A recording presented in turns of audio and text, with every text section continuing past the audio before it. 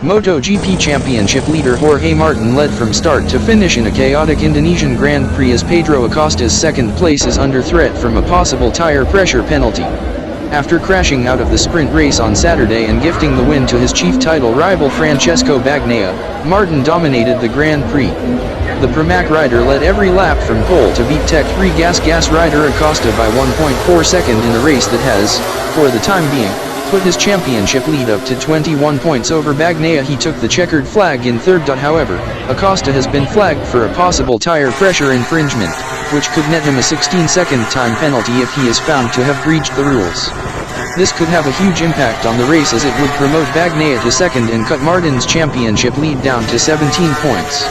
Enea Bastianini and Marquez's title hopes look over after the Indonesian GP, after the former crashed out of third while setting the best pace of the race while the latter suffered a technical issue. Off the line, Martin eased into the lead ahead of Bastianini and Acosta, while Bagnaia recovered from a poor launch to hold fourth ahead of Marquez.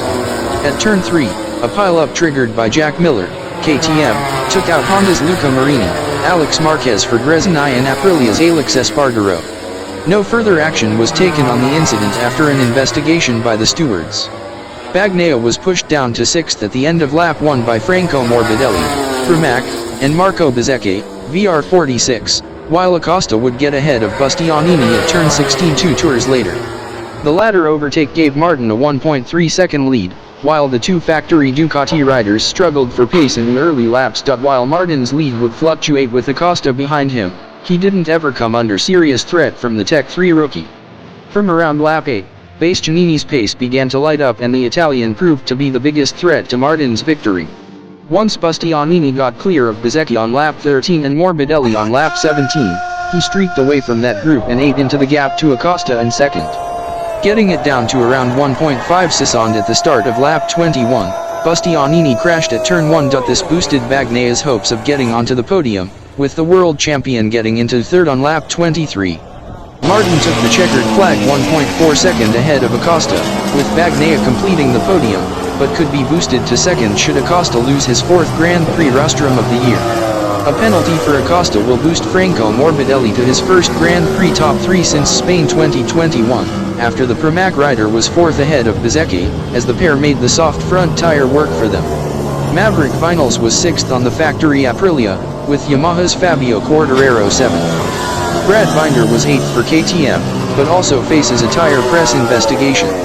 Johan Zarco took Honda's best result of the year in 9th for LCR, with Raul Fernandez, Trackhouse, completing the top 10. LCR's Takeki Nakagami and Yamaha's Alex Rins completed the top 12 as the last classified runners.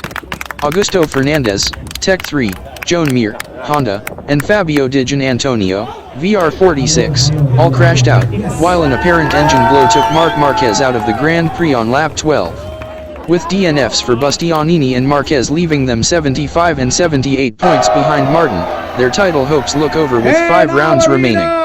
Coming from behind with the very fastest to be the winner, this is Jorge Martin!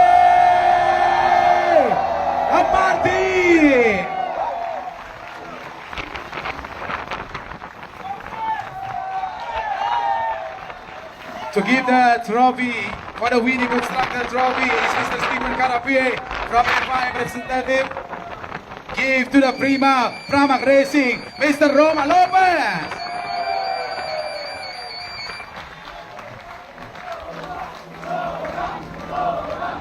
And now to get the trophy for the third place trophy is Mr.